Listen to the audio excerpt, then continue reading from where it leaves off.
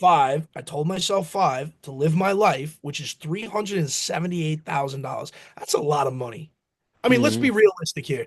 Welcome to Unstoppable Podcast with Harry Sardinas, inspiring conversations with influential millionaires, investors, thought leaders, entrepreneurs who are making a massive difference with their innovative products and services, and sharing the challenges and wisdom of how they sold their first million. How would you like to achieve your first million? And today we have with us an entrepreneur, CEO of TechRescue, business development leader, as he specializes in scaling businesses through innovation, strategic sales, and customer-first solution. His expertise in lead generation, partnership, and market expansion, with a background from Wall Street in finance, sales, construction, and leadership. So, Andrew, tell us what are the 5 steps to make your first million? First steps to make your first million. They're going to sound simple, and it is. It actually really is. The hardest part is letting it happen, which is step number one. Let it happen. You're sitting there, you're thinking of an idea, car wash, lawnmower, whatever. You're thinking too much. Just live your life every day, and where you're going to find your idea are the inconveniences that life presents you. There are opportunities everywhere. On a podcast, we were just having a discussion with myself, the podcast Hard Hat to CEO. And one of the ideas that we were just coming up with was that on construction sites, most of the guys have to take care of machines, excavators, skid steers, backhoes, and bulldozers and things like that. Well, these machines have to be maintained, every 2 weeks, technically. And, you have to pull a guy off a project that he's doing to go grease the machines. That's maybe a day just doing that. And I said, if you were to have a kid in a pickup truck, go over to Harbor Freight, pick up cases of Red Wolf, gear lubricant, which is what a lot of the machines use. Just drive around New Jersey to job site, charge $20 an hour, just to grease the machine. So you get a Milwaukee automatic electric grease gunner, which is like $120, $300 worth of grease, and you charge $20 an hour. You get machines done, maybe a case a job, and throughout the day, you're making a name and a reputation. You develop the business cards, and he goes, "Oh my God, I love this idea," and he ran with it, and he started typing and stuff like that. I gave somebody a multi-million-dollar idea, just letting things happen. That's step number one. Step number two, start. Where do you start? How do you start? What if you got a piece of paper and a pen? Just dribble an idea, just scribble something out. Now you've started an idea into reality. That's the hardest step, is just making it actually happen. Now, where society, TV, the media, and social media, which is the worst thing that has ever happened to society in ever, wants you to believe that, some kid on Instagram and Amazon and this drop shipment business, this stuff happens overnight. You know what happens to fast money? You're looking at a two-time millionaire. I was valued at $20 million in the height of one of our startup projects that I was in as the vice Wow. president of sales. They dropped the B word.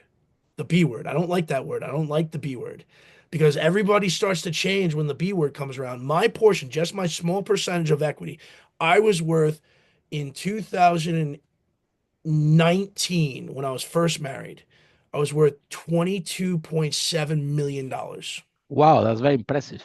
We sold $13 million in $13 million in signed contract deals. We had 30,000 we had $30 million in LOIs, and we had a pipeline, government contracts, private interest groups, that was valued at 875 million because I put into the contracts for all of our clients. It was a 3-year minimum contract, so I guaranteed us at least 2.1 years because in the contract it states that a breakage of the clause for any period of time will only be allocated 2 years of the total contract. So yes, people could probably get away with, getting over on us, but we still got paid. My feeling was is as long as we got paid, We good.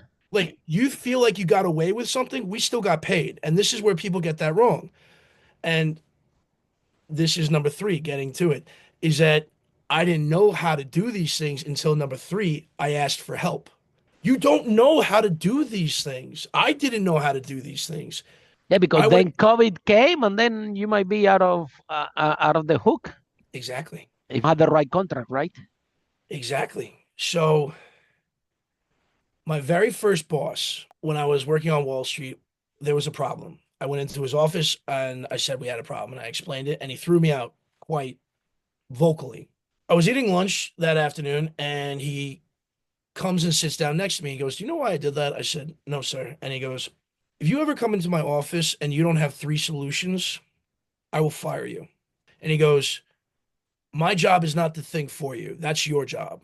My job is to make decisions. So if you don't give me three options, that means I now have to do your job. And if I have to do your job, then why are you here?" That was the best lesson in life I ever got. Absolutely. I use this in my company all the time. So there's nothing wrong with asking for help. Now, in the world of technology, there are things called growth mentors, men's groups, women's groups. There are all these groups around the world that you can sign up for, and they're open chats. You post an idea, you say, "Hey," and guess what? You're now talking to people all over the world. Now you may have a company in the making with somebody in China, somebody in Australia, somebody in Berlin, somebody in the United States, in Mexico, in South America. We are now a global society. We're a global society. My company is international. Why? Because anybody with an internet connection and a Wi-Fi connection, I can get to you. I have clients that are very well established people because we offer a premium service for a discounted price. For $50 a month, you get 24-hour customer service. You have a problem, you call us. You and your wife could be on your yacht in Egypt. You have satellite connectivity. You call me, I receive the phone call. My team now can help you. We are global. We are an entire global world. So now that step with number four is called adaptability. We are no longer in this rigid world of a cook. Look at every big box store that now still exists. Where are they? They got bought by Amazon. Mhm. Amazon adapted. It realized that there's a world of opportunity and it doesn't have to fight. It doesn't fight. It just absorbs. It adapts. And guess what? It has more money than there's no amount. And this is the part that people need to realize. When you adapt, you're not surrendering, you're evolving. And if you don't believe that, his name is Jeff Bezos. He started an online bookstore. And Only look, 10,000 uh, with and only look where he is 10,000. now. Jeff has a bookstore online and now he owns everything. Absolutely. So what's the next step? So with step number four, adapt and reinvest. Look at Jeff. He reinvested. He reinvested. Don't spend the money. Keep adapting. Keep adapting. The money, get this out of your heads. Get this out of your heads. Money is not the object. No. Success is. You win. When you win, that comes with the prizes. Do not look at the money. The money is a distraction. I am telling you this from Wall Street. Money is a distraction. The bell ain't over. Remember, the bell ain't over. And rule number five, and this is the part that every Wall Streeter gets wrong, and when he burns his first millions. Rule number 47 of Laws of Power. Number one, you should know that book by heart. If you are going into this world, if you don't have the 48 Laws of Power, Dark Side Psychology, Art of War by Napoleon, The Art of War of Sun Tzu, Machiavelli, The Prince. If you have not read any of these books, do not start this business. Don't start. Don't even come to class. Do not even come to class. This is a prerequisite. That's a prerequisite for this class. Rule number 47, know when to stop. Look at every great empire, including the United States. I will say this now. Look at the United States. Over expansionism ruins empires. You want That happened to the Roman Empire, actually. Romans, the Spartans, what Yeah, happened to they were too big. in 536 BCE, the Spartans became the Spartans after perfecting the hoplite, perfecting the lance stance. They perfected all military forms. They were the most powerful region in the landlocked area of Greece. After a 27-year war with Athens, out of pride, spite, they finally conquered Athens and they won. Problem is they didn't know when to stop. And they basically corrupted themselves from the side out. Alexander the Great expanded his empire to the far reaches of almost India. And guess what happened? It fell apart because it was a kingdom too vast. The Roman Empire, as you just said, expanded too greatly because it didn't have the continual resources to expand. Know when to stop. I'll give you all people a number. It's my number. Your number could be whatever it is, but mine is $5 million. And why do I say 5 million? Andrew, aren't you chasing? Yes, I know. I know exactly what I'm chasing. 5 million to me, if you know how to play this game, which I'll now give you. Let's say you do a 30-year annuity. Atlantic Gulf Coast has a 6.39 annuity, 30 years at 6.39. So if you put 5 million, so let's run this, a $5 million at 6.39% interest annuity for a 30-year lock is what per year? And that should be somewhere in the neighborhood of about high twos. See, adaptability, real technology. I guess I can ask the most powerful system in the world that has ever existed in real time. Google. Can you imagine what could have been accomplished through the 60s, 70s, and 80s if they had our technology? No, I was wrong. A $5 million annuity locked in for 30 years at a 6.39% interest rate, which is not the S&P. Oh my God, this, that, and the other thing. You could get these returns.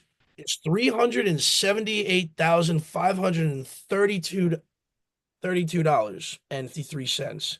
30 years reinvested at a 60-40 split reinvest. Now, this is also rule number 5, know when to stop. Understanding the rules of money and how power and interest work. You understand this, gentlemen, ladies, you will have in 30 years. Now, this is the power of compound. If an annuity at $378 and $532.32 is reinvested for 30 years with a 60-40 split between an 8% and 4% return given the possible influx of years, but at a 6.39% annuity rate, the future value would approximately be $34,174,898. Look at this. Look at this. So, ladies and gentlemen, in 30 years, so I'm 36 and be 66 now with science and technology the way it is.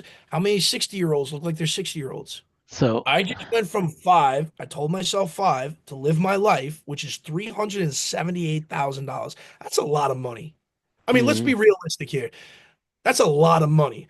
All of you young guys out there working at McDonald's right now, looking at your paycheck, thinking about what's next. How do I get to that next level? I'm telling you right now, I can wake up every single day for the rest of my life. What is that per day? Is that per day pay?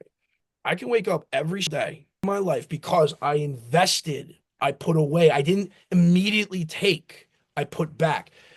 That's $3,200 a day just to wake up. Do you see, ladies and gentlemen, that you're looking at the end results of what could be and scared to take the first step? Follow us for more interviews with world's most influential, audacious entrepreneurs that overcame challenges and adversity, providing you with the blueprint of how they sold their first million so you can grow your business exponentially.